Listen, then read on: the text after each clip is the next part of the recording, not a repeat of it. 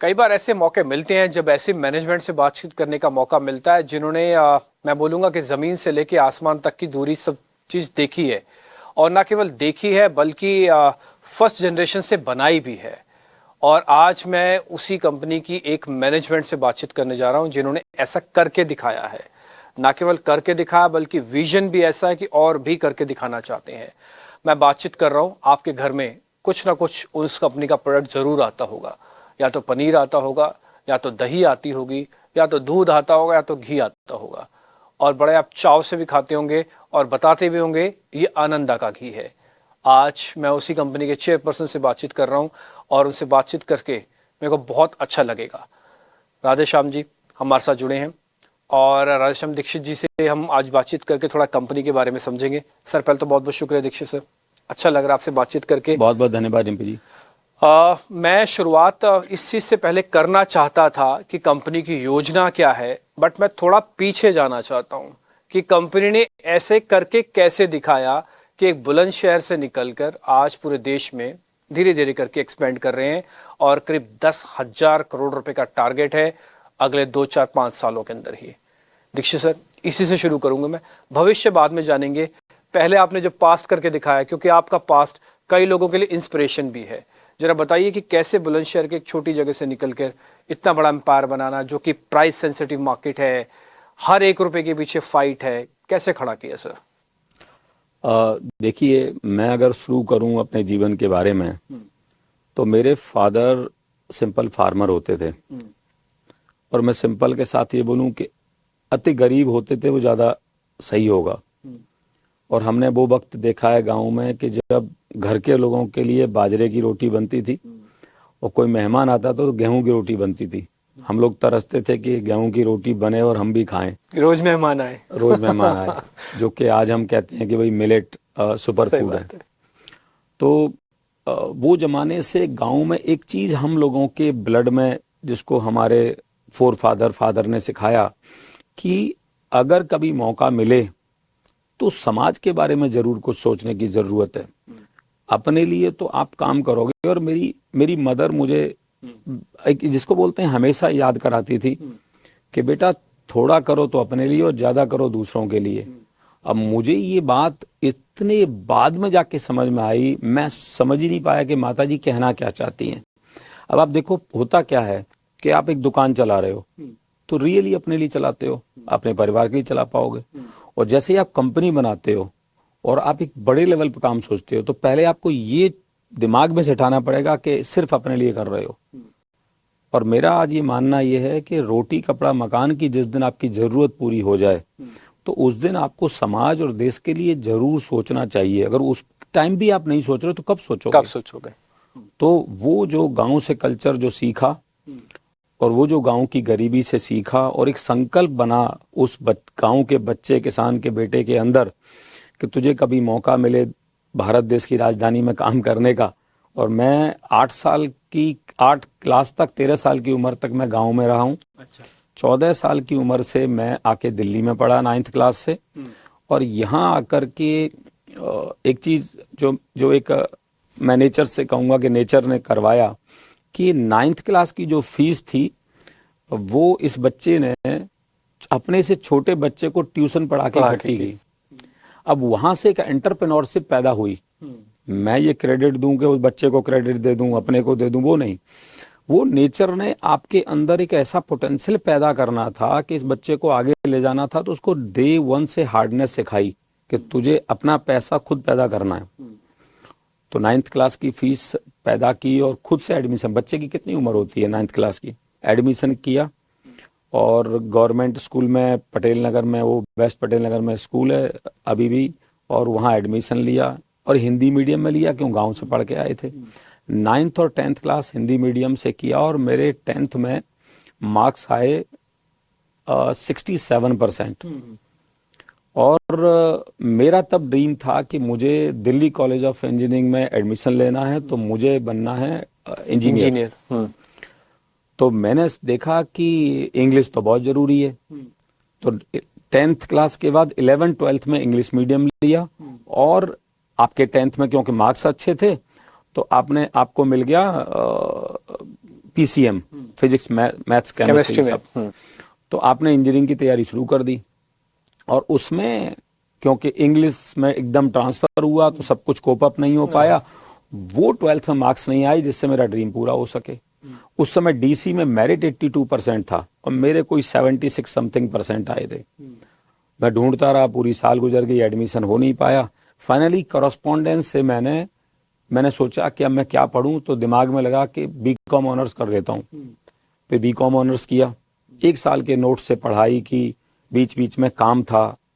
9th class से मैं दुकान पे बैठ रहा हूँ, तो वो बच्चा सुबह 4 बजे उठ के दुकान को क्लीन कर रहा है, वहाँ दूध ले रहा है और वहाँ से स्कूल जा रहा है। स्कूल में रोज लेट होके पिटाई खा रहा है, टीचर की डंडे वाली पिटाई उस जमाने में होती थी। तो वो हार्डनेस अंदर आई। जब बीकॉम ऑनर्स किया आपने फर्स्ट ईयर में, तब तक काम आप रेगुलर कर रहे हो, नोट से आपको समझ में आया कि बीकॉम ऑनर्स आपने क्लियर तो कर ली वो, लेकिन ये मेरे से नहीं हो पाएगा और मुझे ग्रेजुएशन कंप्लीट करनी थी। तो तब रामलाल आनंद कॉलेज में इवनिंग कॉलेज चालू हुआ था, तो उसमें एडमिशन लिया और तब सब्जेक्ट ली BA pass course, history political science. आज at the age of 58 I can say कि ये नेचर ने ऐसा काम किया कि उस बच्चे को टफनेस सिखाई, तो उसको इंजीनियरिंग पढ़वाई, उसको बीकॉम ऑनर्स पढ़वाया, उसको हिस्ट्री पॉलिटिकल साइंस पढ़वाया, क्योंकि उसको एक ऐसा बंदा तैयार करना था जो सब जानकारी रखता, वो जो जानकारी रख सके, वो ड्राइंग पढ़ सके, वो कॉमर्स समझ सके, वो सब कुछ समझ सके। तो नेचर आपके साथ आपके ऊपर इतना काम कर रही हो जिसको आप भूल जाते हो, ना उसको क्रेडिट दे पाते हो, अब मैं से आप बाहर ही निकलते हो। नहीं सर, आपकी बात सुन के मेरे को ये बात समझ में आती है कि पहले तो मैं को छोड़ो और समग्रता वाले मैं में आओ, और दूसरा आपने जैसे हार्डवर्क की बात की, तो मैं बोलूँगा कि भाई संस्कार, संकल्प और सक्सेस, ये जर्नी बहुत साफ है। आपके अच्छे संस्कार हैं, आपने संकल्प किया हुआ है, तो सक्सेस आपको 100% मिलेगी, और एक कुदरत का विधान है जो सर आप इसके जीते जाते एग्जाम्पल हो। सर मैं जरा कंपनी के बिजनेस पे वापस आना चाहता हूँ। आपने अपनी ही वेबसाइट पे लिखा है कि हम 10,000 करोड़ रुपए का विजन लेके चल रहे हैं 2030 तक। अभी हम कहाँ पे खड़े हैं? ये 2030 तक 10,000 करोड़ तक कैसे पहुंचेंगे? तो अभी हमारी टर्नओवर 2,000 करोड़ की है, और इसको 10,000 करोड़ ले जाने के लिए हमने डॉक्यूमेंट तैयार किया है। एक टेक्नोलॉजी है जिसको बोलते हैं होसिन कैनरी, ये जापानीज टेक्नोलॉजी है। जापानीज टेक्नोलॉजी में अगर मैं एक लाइन बोलूं, कौन करेगा, क्या करेगा, कब तक करेगा, कैसे करेगा, ये सब कुछ डिफाइन हो जाता है। हम लोग 11th होसिन कैनरी कर चुके हैं। इसमें पूरी कंपनी की जो टॉप मिडल जूनियर मैनेजमेंट बैठ के 3 दिन पूरी प्लानिंग करती है, और मैं आपको, हमने वेबसाइट पर नहीं डाला है, और 2047 तक का हमने डॉक्यूमेंट बनाया है। उसमें कंपनी की टर्नओवर 1 लाख करोड़ से ऊपर होगी। वाह, शानदार है। अब ये डॉक्यूमेंटेशन जिस दिन आपको बनाना आ जाए, आपको पूरा सिस्टम समझ में आ जाए कि ये एक सिस्टम काम करता कैसे है, तो उसमें एक और अच्छा काम किया, बोर्ड लगा हुआ है कंपनी में सब जगह, उसमें सभी स्टेक होल्डरों के साइन है। वो डॉक्यूमेंट ऐसा नहीं है कि वो सिर्फ आपने एक ऐसे ही डॉक्यूमेंट बना दिया कितना करेंगे। और होसिन कैनरी में आज देखें कि वर्ल्ड का सबसे बेस्ट सॉफ्टवेयर है SAP हाना। SAP हाना सॉफ्टवेयर से हमारी 5वीं बैलेंस शीट, 6ठी सब बैलेंस शीट ये अभी आज साइन हो रही है। तो आज हमारे पास जितना सब डेटा है, आज का रियल टाइम का डेटा सब क्लाउड पे होता है, और हम गर्व से कह सकते हैं कि हमारी कंपनी में 1 रुपया की ना कैश परचेज है ना कैश सेल है। 100% सब कुछ डिजिटल है, सब कुछ सिस्टमेटिक है।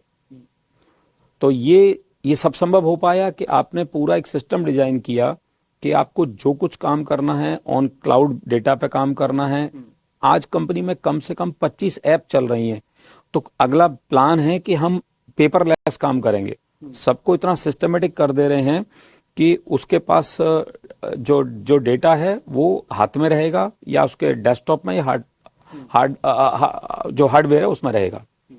दीक्षित जी, जो आप इतना काम कर रहे हैं, टेक्नोलॉजी सब ये लगा रहे हैं, लेकिन कंपटीशन अपनी जगह पर होता है।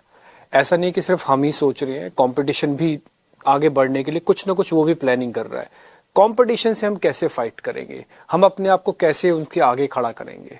देखिए, और भी आपको पता ही है, सेंसिटिव मार्केट है जिसमें आप ट्रेड करते हैं, जिसमें आपका काम है। जी, मैं बड़े सिंपल शब्दों में ये कहूंगा कि कंपटीशन ही है जो आपको एनर्जी देता है। अगर किसी भी चीज में कंपटीशन ना हो, मोनोपोली हो, तो उसको तो अहंकार आ जाएगा, जो कर रहा है वो तू कर रहा है। कंपटीशन में क्या होता है कि एक आपके बराबर में भाग रहा है, लेफ्ट में, राइट में, पीछे, कोई आगे चल रहे हैं और आपके पीछे भी चल रहे हैं, जरा सा स्लो हो गए, पीछे वाला आपसे आगे चला जाएगा। That is the way to live life healthy and happily. यही तरीका है आपको आगे बढ़ने का। और कंपटीशन, अगर कंपटीशन एथिकल तरीके से काम करता है तो आपके लिए वो सपोर्ट करता है। कभी भी कंपटीशन अनएथिकल हो जाता है तो आपको एथिकल होकर के उसको एज देना है कि कंपटीशन इस तरीके से करने की जरूरत है।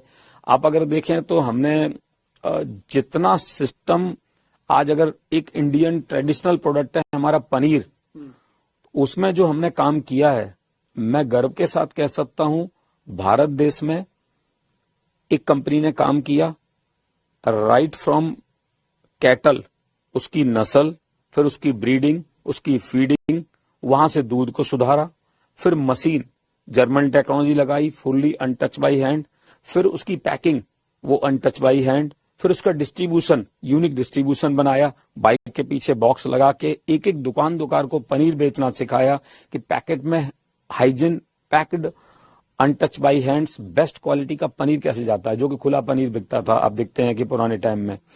तो उसको पूरे ट्रेडिशन को चेंज किया और उस पर काम किया, जो कि पूरे कंज्यूमर ने उसको अप्रिशिएट किया कि आनंदा की क्वालिटी सबसे प्रीमियम है और ये क्वालिटी की कस्टमर पैसा भी देता है, उन्हें अप्रिशिएट किया है। अप्रिशिएट भी। और ये तो छोटा सा काम है कि घर में हमसे बड़े ब्रांड के पैकेट मंगा लो और आनंदा का पैकेट ले लो। ये एक घंटे का 15 मिनट का काम है, कल कर लो, आप अपने घर पे कर लेना। उसमें से सबसे अच्छा जो आपको लगे और वो आनंदा निकले तो आप सोचना कि जिसके साथ मैं बैठा था, इसका मतलब उसमें सही। सर वैसे आपको करना नहीं पड़ेगा क्योंकि हमारे घर में जो पनीर आता है वो आनंदा का ही आता है। तो ये चीज करने से होता है। तो ये होता है। अच्छा, बस एक छोटा सा क्वेश्चन सर मैं और पूछूंगा। दो हिस्से हैं आपसे जो कनेक्टेड है, पहला आपका कंज्यूमर है, दूसरा आपका जिससे आप माल लेते हैं यानी कि फार्मर है। दोनों का फायदा कैसे होगा? फार्मर का फायदा आप कैसे कर रहे हैं और कंज्यूमर का फायदा कैसे कर रहे हैं? देखो, एक हमने कंपनी का ना जो विजन के साथ में जो मिशंस बनाए हैं, उसकी जो क्रीड बनाए हैं, संस्कार बनाए हैं, उन संस्कारों में ये बहुत डेफिनेटली डाला है अंदर से कि आनंदा को कोई वो काम नहीं करना जिसमें सिर्फ एक का भला हो, जिसमें सर्वत्र का भला हो, वही काम करना है। तो आप सोचो कि अगर हम 40 लीटर दूध गांव से, किसान से लेके कंज्यूमर तक पहुंचाएं तो 4 लोगों को रोजगार मिलता है। सबसे पहले काम तो डेयरी इंडस्ट्री रोजगार का क्रिएशन करती है। और इसमें फार्मर के, आपको सिर्फ किसान से दूध नहीं आप प्रोक्योर करते हो, आप उसकी जब तक ब्रीड और फीड और उसकी मैनेजमेंट तीनों पे जाके काम नहीं करोगे तो आपको लंबे समय तक सस्टेनेबल सिस्टम नहीं होगा। जी, तो ये पॉइंट है। सर एक चीज बताइए, ये 2000 करोड़ रुपए की जो जर्नी है ये बहुत मुश्किल सी हुई, इसमें बहुत सारे लेसन सीखे, और आगे जो 10,000 करोड़ वाली जर्नी है उसको आप कितना और आसान देखते हैं? मतलब ज्यादा मेहनत करनी पड़ेगी या फिर पुराने लर्निंग से बहुत कुछ सीखा है? मैं ये कह सकता हूँ कि मेहनत को आप ऐसे गिनती करोगे कि मैंने इतने फावड़े चलाए और इतनी मिट्टी निकली, तो वो आप फिर गिनती करने में रह जाओगे। आपको गिनती करना है कि आपका फोकस क्या है, विजन क्या है, आपका जो विजन है उसके अकॉर्डिंग आपने मेहनत की है, और वो मेहनत के अगर आपको फल मिल रहे हैं तो वो दी बेस्ट है। और हर्डल्स तो लाइफ का पार्ट एंड पार्सल है, जरूर हर्डल मिलते हैं जब आप काम करते हो, और मेरा मानना है कि life is a hurdle race और आप उसको दौड़ते जा रहे हो और रिजल्ट्स आपको सामने आते हैं, तो इट्स गुड। ठीक है सर, एक छोटे से पॉइंट मेरे को और समझना है। कुछ नया प्रोडक्ट आप मार्केट में लॉन्च करना चाहते हैं जिसका विजन आपके पास है? क्योंकि मैं आपकी वेबसाइट से समझ रहा था कि आप फूड वाले बिजनेस में भी हैं, जिसमें अब दाल भी है, जिसमें मस्टर्ड ऑयल भी मैं देख रहा था, जिसमें बेसन भी है जो कि आनंदा बेसन के नाम से। ऐसे कुछ और प्रोडक्ट आप लॉन्च करना चाहते हैं? जी, तो हमने क्या किया है कि सबसे पहले ये डिसाइड किया है कि हम क्या नहीं करेंगे। ओके, तो हम नहीं करेंगे, हम तो आप जापानीज टेक्नोलॉजी फॉलो कर रहे हैं ना? जी, हम क्या नहीं करेंगे, हम नॉन वेज में कभी नहीं जाएंगे। Very good. हम वेजिटेबल ऑयल डाल करके, जिसको बोलते हैं कि आप एनालॉग प्रोडक्ट, जैसे आज मार्केट में क्या हो रहा है कि पनीर में से मिल्क फैट निकाल के दूध में से उसमें वेजिटेबल ऑयल डाल के उससे पनीर बनाया जाता है, हम ये काम कभी नहीं करेंगे। प्लस हम ऐसा कोई काम नहीं करेंगे जो ह्यूमन हेल्थ को हजार्ड हो, ह्यूमन हेल्थ को नुकसान करे। आनंदा सिर्फ वही प्रोडक्ट बनाएगा, उसी प्रोडक्ट को बेचेगा जो ह्यूमन की हेल्थ में वैल्यू ऐड कर सके, उसकी हेल्थ बना सके। ठीक है, अच्छा लगा सर आपसे बातचीत करके। वैसे बातचीत खत्म ही नहीं होती, लेकिन थोड़ा समय की कमी है, नहीं तो आपसे इतने कुछ सीखने को मिल रहा है इतने छोटे समय में। और उसमें एक पॉइंट के साथ ही कंप्लीट करूंगा। देखिए, कई बार व्यापार के लिए नहीं होता, जैसे सर ने भी बात उठाई कि सर्वत्र भला होना चाहिए, और मैं आपकी कंपनी के माध्यम से बता रहा हूँ सर, कंज्यूमर एक तरफ है और आपका फार्मर या किसान एक तरफ है। मेरे को नहीं लगता कि आपकी जैसी अगर 4-5 कंपनीज और खुल जाएं तो इस पूरे सेगमेंट की ग्रोथ और अच्छी विजिबल ग्रोथ ना हो, ऐसा हो नहीं सकता। जरूर होगी, 100% होगी, और हमारी शुभकामनाएं भी आपके साथ हैं कि आप 10,000 करोड़ का विजन भी पाएंगे, और जो 1 लाख करोड़ का आपका विजन है 47 तक का, वो भी आप जरूर पाएंगे। बहुत बहुत शुक्रिया sir, thank you very much. अच्छा लगा आपसे बातचीत करके।